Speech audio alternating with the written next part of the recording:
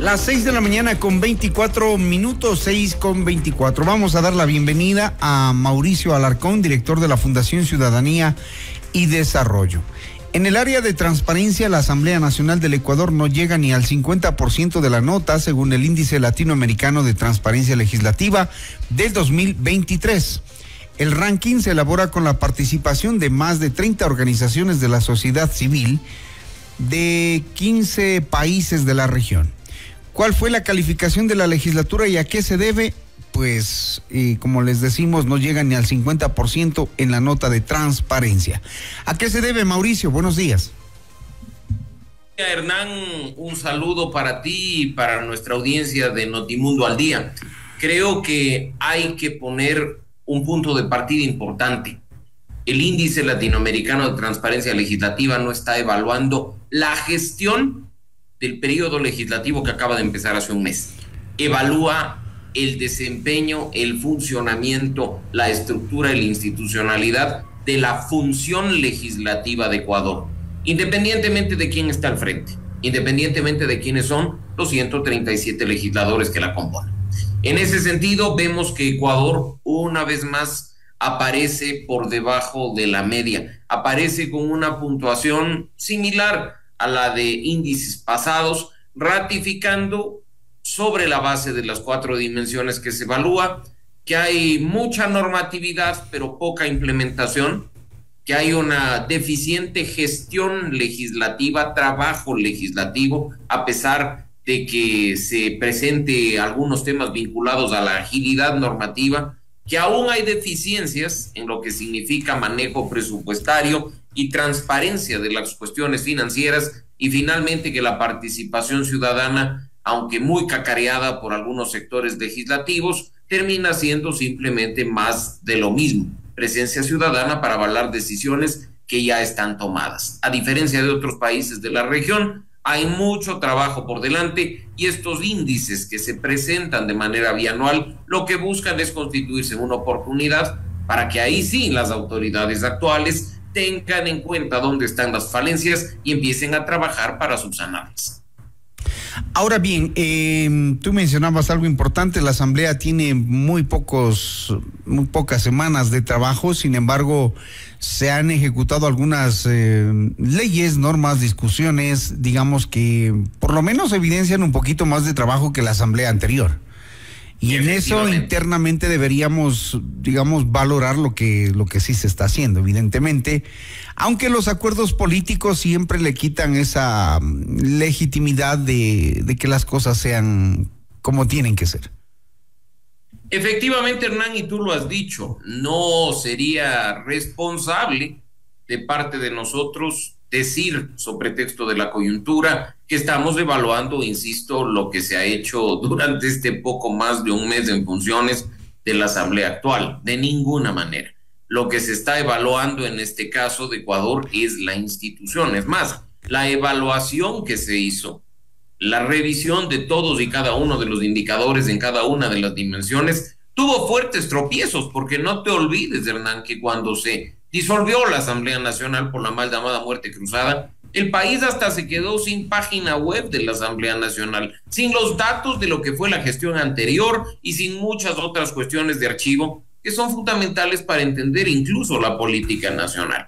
Este 42.51 que obtiene de puntuación total Ecuador, insisto, se debe a la evaluación de 4 dimensiones: normatividad, el trabajo legislativo, el presupuesto y la gestión administrativa y la participación ciudadana. Y en normatividad, por ejemplo, cabe mencionar que hay problemas. Obtenemos un 53.9, pero hay problemas. La falta de regulaciones sobre el lobby dentro del ámbito legislativo, la falta de regulaciones y de publicidad en realidad de lo que significa concursos para ocupar espacios en la Asamblea Nacional, asegurando transparencia plena y previniendo algunas cosas, tampoco se ha solucionado hasta el momento. Mira que incluso a propósito de la coyuntura, Hernán, en este tema, la disolución de la Asamblea Nacional nos permitió ver que muy pocos funcionarios de la Asamblea, en estricto sentido comparado con la totalidad de su nómina, tienen nombramiento.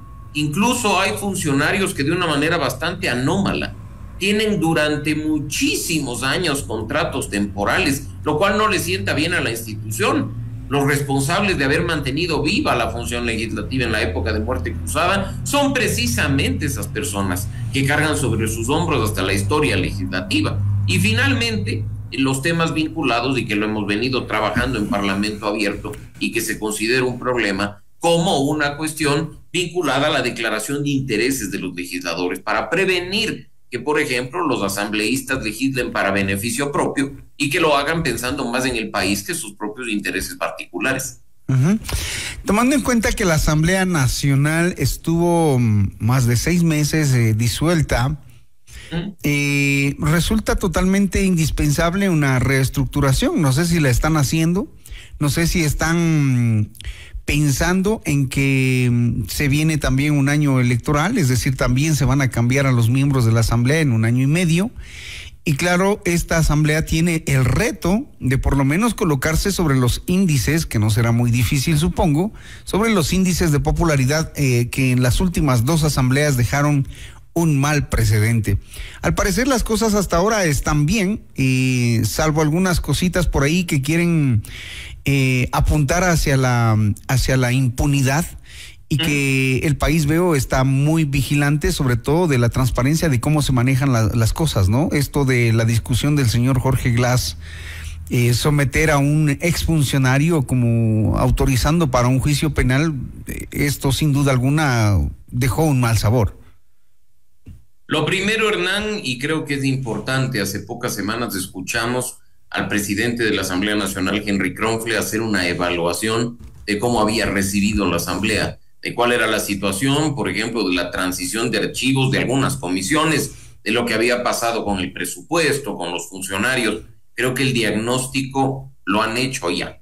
Y en función de ello, el próximo año tienen la gran oportunidad de empezar a corregir errores y horrores que se han presentado en estos últimos meses. Buscar una forma de profesionalizar, por ejemplo, parte de lo que significan las secretarías de las comisiones, o como el propio índice de transparencia legislativa dice, empezar a trabajar para que las actas de constatación de quórum sean públicas, o para que las actas de las sesiones de las comisiones sean públicas, para poder saber el verdadero trabajo más allá de lo que ocurre con las votaciones en el Pleno. Ese tipo de temas requieren voluntad política, requieren decisión y pueden permitirle al país avanzar en mucho respecto de este tipo de evaluaciones o calificaciones que se obtienen durante todo este tiempo. Sobre lo segundo, creo que hay que poner las cosas en su lugar. Las actuaciones legislativas no pueden ni deben ser evaluadas numéricamente, porque van de la mano del análisis y de la opinión. Es nuestra responsabilidad poner a disposición de la ciudadanía cuanto elemento esté a su alcance para que saque sus propias conclusiones. Y o la Asamblea se revalorice y se ponga en un lugar de confianza y credibilidad como el que le corresponde, o termine, como los periodos anteriores, con una credibilidad y una confianza por los suelos. La transparencia de los acuerdos legislativos es un deber. No se trata de si evalúas o no evalúas, no se trata si hay índice o no hay índice. Los asambleístas le rinden cuentas a sus mandantes, a sus representados, y esos acuerdos legislativos que hoy son meras especulaciones porque no tenemos información, deberían darnos todos los elementos para saber si quienes nosotros elegimos están cumpliendo con lo que nos dijeron iban a hacer al momento de ocupar la curul.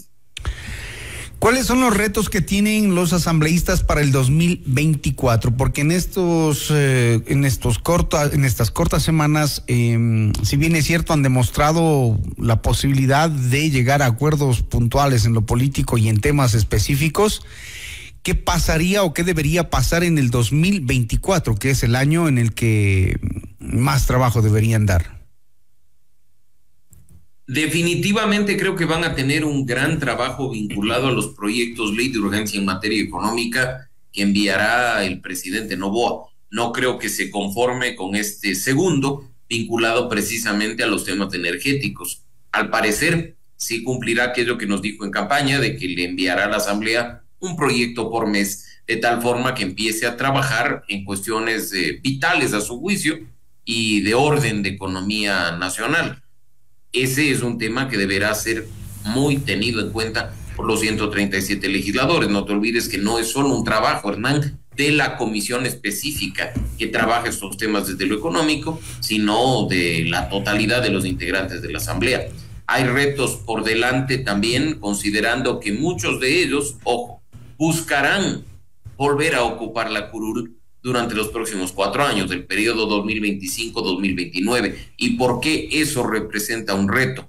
Porque en el un lado tienes la posibilidad de legislar y fiscalizar con responsabilidad para que la ciudadanía vea que haces bien tu trabajo y decida darte nuevamente el voto, o del otro, la posibilidad de hacer show, hacer escándalo y empezar a simplemente trabajar para figuretear o figurar en los medios de comunicación con miras a llamar la atención y tratar de pescar una curul para el próximo periodo. El trabajo legislativo tiene que ser muy responsable, Hernán, tú lo sabes perfectamente bien, y sobre la base de lo que significa legislar pensando en el país y fiscalizar para trabajar por un verdadero control político.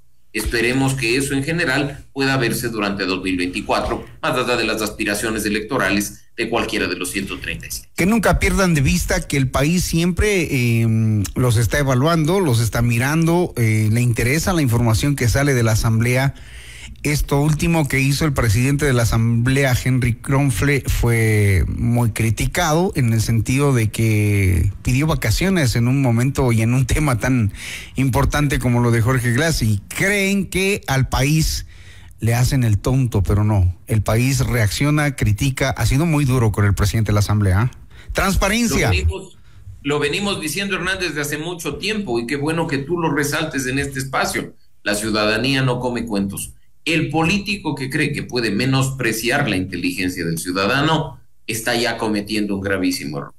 De este lado, gracias a la rapidez de la información, del manejo de información real, verificada, contrastada en redes sociales, hay elementos para que la ciudadanía reaccione y ponga a cada uno en el lugar que le corresponde. Tú has mencionado el ejemplo de lo que fue esa vacancia de 1 o 2 días del señor Henry Kronfle a propósito del tratamiento de una autorización inconstitucional de un enjuiciamiento del ex vicepresidente Jorge Glass, pero hay tantas otras cosas que están en el radar de la ciudadanía respecto del legislativo, como los juicios políticos, por citar un caso. Así claro. Es que la atención, el foco que tenemos en la Asamblea Nacional definitivamente nos hace a nosotros reflexionar, analizar, evaluar y después espero tomar decisiones responsables en las elecciones que tendremos a la vuelta de la esquina en poco más de un año, febrero de 2025. ¿Cómo vemos transparentemente ese acuerdo político en la Asamblea? ¿Funciona o no funciona? ¿O tiene, digamos, vida duradera o pende de un hilo? Como está el escenario. ¿Cómo podemos evaluar un acuerdo que no conocemos? Y partamos de lo grave que pero es por eso. La votación última se entiende que sí están, ¿no? Pero mira, los acuerdos son necesarios. Lo he mencionado en evidentemente este espacio en ocasiones anteriores. El diálogo es vital para alcanzar gobernabilidad. Lo hemos dicho siempre. Pero la transparencia, Hernán, es más importante que aquello. Tienen que decirle a los mandantes en qué consistió el acuerdo. Acuerdos para legislar y fiscalizar vienen muy bien, pero acuerdos que van por fuera de las atribuciones legislativas y que, por ejemplo, lo que buscan es impunidad, de ninguna manera. Si tuviéramos al menos elementos de lo que ha sido o de lo que está haciendo este acuerdo legislativo, podríamos nosotros decir y no especular sobre sus resultados. Lo malo es que hasta el momento, responsable o irresponsablemente, nosotros hemos debido especular en función de las votaciones, en función de lo que ocurre en la Asamblea, en función de los resultados. Y eso tampoco le sienta bien a la institución legislativa, porque es vital que tengamos insumos para poder hacer un análisis profundo, un análisis real, incluso en función de lo que significa que esas decisiones que se toman en el legislativo impactan de manera directa en la vida de todos nosotros. Muy bien, Mauricio, te voy a hacer la pregunta de hoy que estamos haciendo a nuestros oyentes para alimentar la fogata del año viejo. ¿A quién quemamos? Estoy listo para quemar a Guillermo Lasso. Creo que ha sido lo más negativo del año 2023 por sus decisiones, indecisiones, tibieza y vacíos. Así es que creo que la mayoría de ecuatorianos iremos por la misma vía. esperando que con él quememos a la mala política, a la política ególatra y a la política de autosuficiencia y de burbuja que no le sienta nada bien al país. ¿Anhelo del 2024? Que fortalezcamos los lazos entre ecuatorianos, no pensar ni siquiera en la política, sino como sociedad. Tenemos que dejar a un lado, Hernán, la polarización que tanto daño nos ha hecho. Mientras los ecuatorianos nos matamos, mientras los ecuatorianos nos atacamos por cuestiones vinculadas a la política, los políticos a la vuelta de la esquina se abrazan, toman café y almuerzan juntos. Como sociedad debemos reconstruirnos, debemos fortalecernos y debemos de empezar a pensar en función de país, no de simpatías o antipatías que no nos llevan a ningún lado. 2024 es un año de oportunidad para empezar precisamente en esa línea. Muy bien, Mauricio Alarcón, director de la Fundación Ciudadanía y Desarrollo, hablando de la Asamblea Nacional con baja calificación en índice de transparencia. Sin embargo, evidenciamos trabajo, funcionamiento de un acuerdo político poco transparente y esperamos que el 2024 reaccione en frente a los proyectos de ley que enviará el Ejecutivo al Legislativo. Gracias, Mauricio. Gracias, Hernán. Un gran abrazo para ti, los mejores deseos para el nuevo año, para ti, para el equipo de FM Mundo y para nuestra audiencia. Muchísimas gracias igualmente de parte del equipo de FM Mundo para ustedes, nuestros invitados. Gracias.